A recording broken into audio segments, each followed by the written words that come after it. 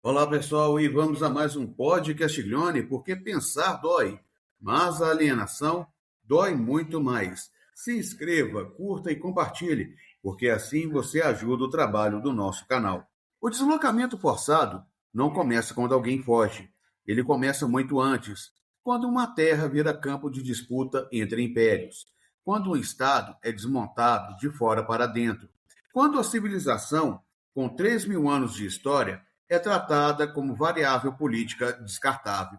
O Afeganistão não é apenas um país, é o caso mais extremo e mais revelador de como o sistema internacional produz refugiados, não como efeito colateral de guerras, mas como produto estrutural da ordem capitalista imperial. Mais de 8 milhões de afegãos deslocados dentro e fora do país. O maior grupo de refugiados do mundo por décadas consecutivas, não vítimas de desastre natural, vítimas da geopolítica. Hoje, aqui no podcast Glione, vamos entender o Afeganistão com a profundidade que ele exige e raramente recebe. Com Lenin para entender o imperialismo que faz desse país território de disputa permanente. Com Carl Schmitt para entender a distinção amigo-inimigo que estrutura as guerras afegãs. Com Heidegger para entender o que significa a destruição do ser no mundo de um povo, com Achille Mbembe, para entender a necropolítica que decide quais populações podem morrer, com Frantz Fanon, para entender o colonialismo que destrói a subjetividade antes de destruir os corpos, com Rashid Khalid, para entender o padrão histórico dos territórios colonizados por impérios sucessivos, com os acadêmicos especializados que pensaram o Afeganistão com rigor empírico. Bora! Para entender o Afeganistão, precisamos começar com geografia, porque a geografia é o primeiro determinante da tragédia afegã. O Afeganistão começa com uma posição que Halford Mackinder teria reconhecido imediatamente como o coração do Heartland eurasiano, fronteira com China, Rússia, ex-União Soviética, Irã, Paquistão e Índia. Controle de rotas terrestres entre Ásia Central, Oriente Médio e Sul Asiático. Acesso potencial ao Golfo Pérsico sem passar por nenhuma das potências marítimas. Essa posição geográfica transformou o Afeganistão em prêmio geopolítico permanente que nenhuma grande potência queria que outro controlasse.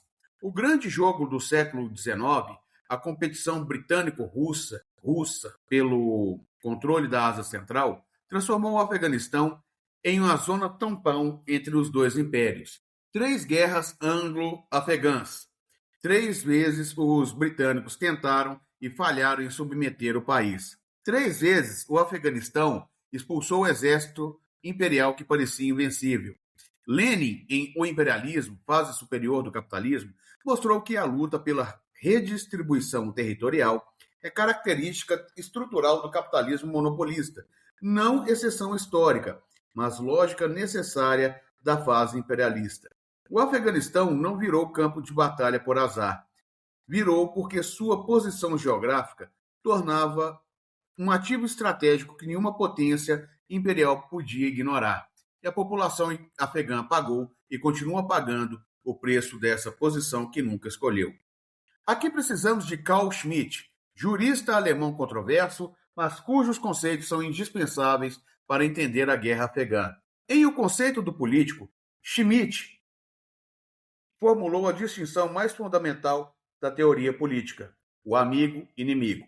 Para Schmitt, a política em sua forma mais intensa é a decisão sobre quem é o inimigo, o outro cuja negação define a identidade do nosso. E em teologia política, desenvolveu o conceito de estado de exceção. O soberano é quem decide sobre a exceção, quem tem o poder de suspender as normas jurídicas quando a necessidade assim exige. Aplicado ao Afeganistão, o diagnóstico schmittiano é devastador. As potências imperiais, primeiro a Grã-Bretanha, União Soviética e Estados Unidos, sempre apresentaram sua intervenção no Afeganistão como estado de exceção justificado. Os britânicos, civilizar os bárbaros. Os soviéticos, defender a revolução contra o imperialismo americano. Os americanos, a guerra ao terror. A lei normal não se aplica. Giorgio Agamben, em Estado de Exceção, desenvolvendo e criticando Schmitt, mostrou que o estado de exceção do século XXI não é mais temporário, é permanente. Guantánamo não foi fechado.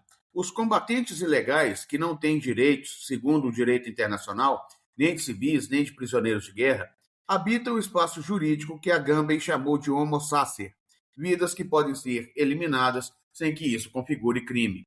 O afegão capturado em sua própria terra por forças de ocupação americanas que operavam fora de qualquer jurisdição era esse homo sacer.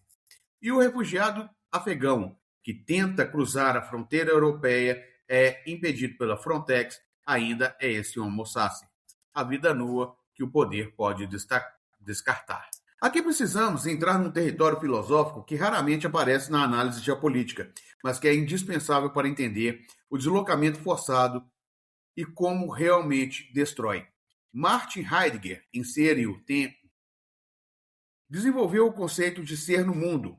O ser humano não é uma consciência desencarnada que habita um corpo, que habita um espaço. O ser humano é seu mundo, uma rede de relações, de significados, de práticas cotidianas, de paisagem familiar, de língua, de memória coletiva que constitui sua existência concreta.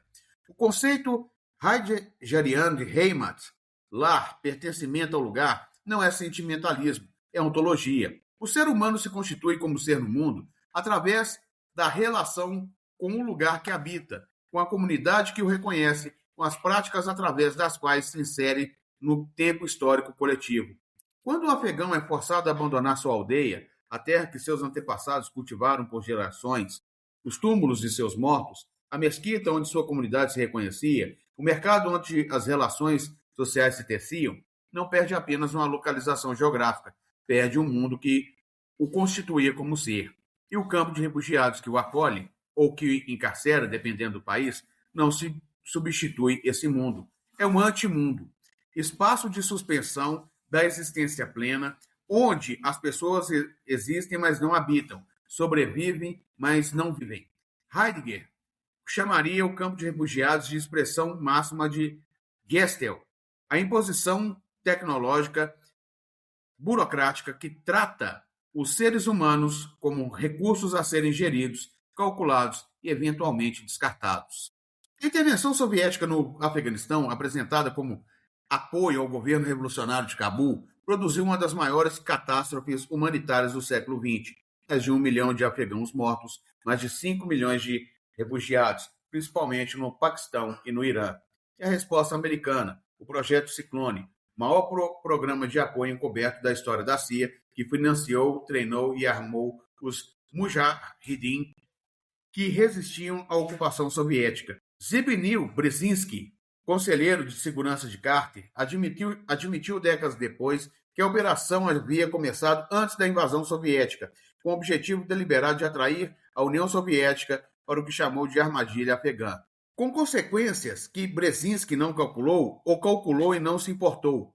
Os grupos armados que os americanos financiaram e treinaram para combater os soviéticos não desapareceram com a retirada soviética em 1989.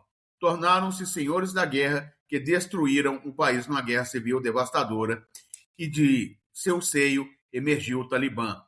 E dessa rede de combatentes estrangeiros que a CIA havia recrutado para o jihad antissoviético, emergiu a Al-Qaeda.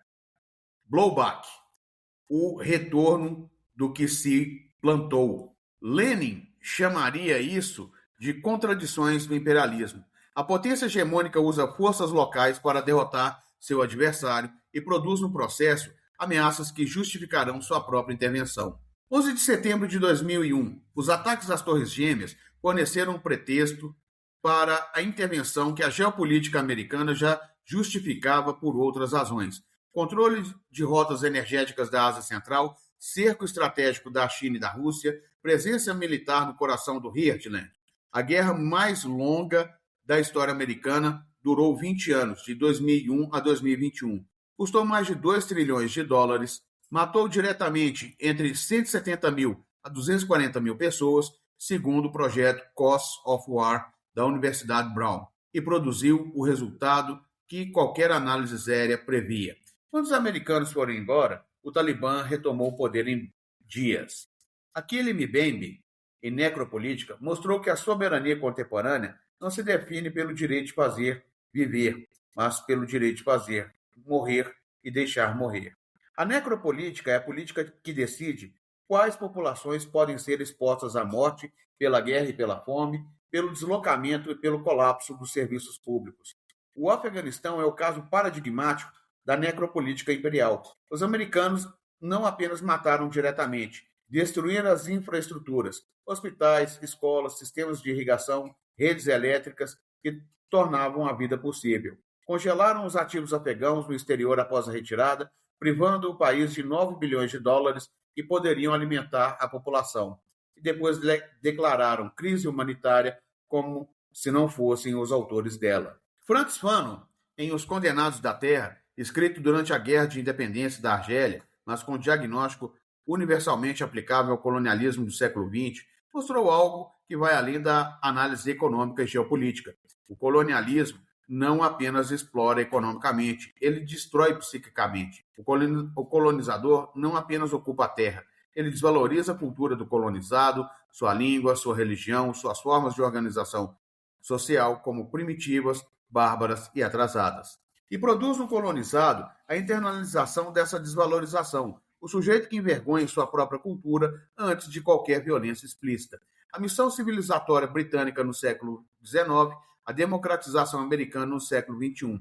São diferentes formas do mesmo projeto: destruir a legitimidade da organização social própria do colonizado para justificar sua substituição pelo modelo do colonizador. E Fanon mostrou a consequência.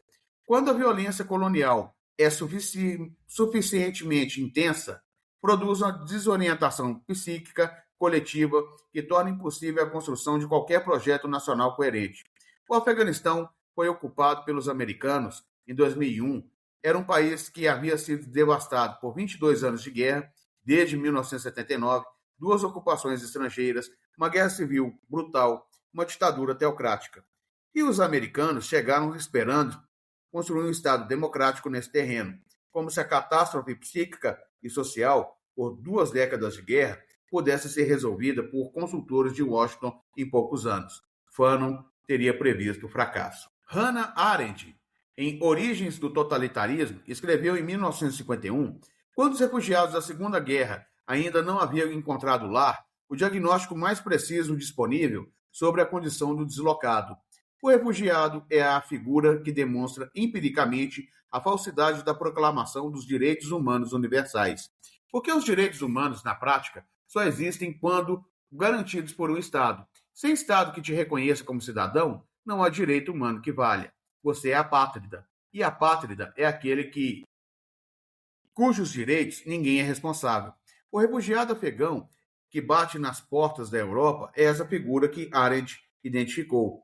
O ser humano tem a evidência biológica, mas sem proteção política real. As fronteiras europeias, a Frontex, as deportações, os muros, são a resposta prática dos Estados europeus à figura do apátrida que Arendt havia descrito. Mbembe completaria: a fronteira armada que impede o refugiado de entrar é necropolítica aplicada. A decisão soberana de quem pode viver com segurança e quem pode morrer tentando cruzar o Mediterrâneo. Aqui precisamos do diagnóstico mais estrutural. O Afeganistão não é acidente, é produto típico do que acontece com países periféricos transformados em zonas de disputa imperial. O ciclo é documentável. Política imperial intervém por razões estratégicas apresentadas como humanitárias, intervenção destrói estruturas sociais e econômicas existentes. Novo regime dependente do apoio externo não consegue construir legitimidade própria. Retirada da potência imperial, colapsa o regime dependente.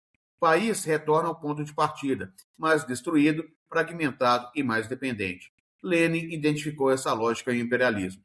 O capital monopolista exporta capital para a periferia para não desenvolver a periferia, mas para extrair mais valor do que poderia extrair em casa. E quando o investimento imperialista não é mais lucrativo ou estrategicamente necessário, abandona o país com a mesma facilidade com que chegou, deixando para trás estruturas destruídas e populações dependentes que ninguém mais financia. Samir Amin, em O Desenvolvimento Desigual, mostrou que o subdesenvolvimento não é estágio, é relação de poder. O Afeganistão é subdesenvolvido não apesar da intervenção imperial, mas por causa dela. Cada intervenção destruiu as suas estruturas produtivas, as instituições e os laços sociais que poderiam constituir base para o desenvolvimento autônomo. Então, vamos fechar com a clareza que essa tragédia histórica exige. O Afeganistão mostra uma verdade que o sistema internacional prefere disfarçar como crise humanitária. Não há crise humanitária sem causa política. Não há refugiados sem produtor de refugiados. Lenin nos mostrou que o imperialismo transforma países periféricos em campos de disputa. Schmitt nos mostrou que o estado de exceção permanente suspende os direitos e cria o Homo sacer.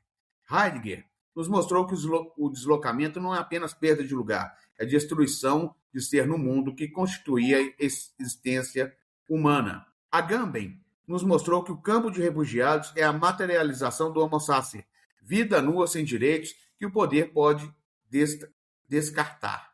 Fanon nos mostrou que o capitalismo destrói a subjetividade coletiva antes de qualquer possibilidade de reconstrução nacional. Arendt nos mostrou que, sem Estado que garanta direitos, os direitos humanos universais são ficção. Mbembe nos mostrou que a necropolítica decide quais populações podem morrer nas guerras, nos campos, nas fronteiras armadas. Samir Amin nos mostrou que o subdesenvolvimento afegão não é falta de modernização, é produto da relação imperial que o mantém destruído e dependente. O refugiado afegão não é vítima de destino infeliz, é produto de decisões políticas identificadas, com nomes, endereços, com interesses calculáveis. Enquanto o sistema que produz esses refugiados não for nomeado com toda a precisão e análise geopolítica permite, ele continuará produzindo. No Afeganistão, na Síria, no Iêmen, na Palestina e no próximo país que a geopolítica imperial decidia transformar em campo de disputa. E como sempre dizemos no podcast Glione, pensar dói, mas a alienação dói muito mais. Se inscreva, curta e compartilhe, porque assim você ajuda o trabalho do nosso canal. Até o próximo podcast Glione.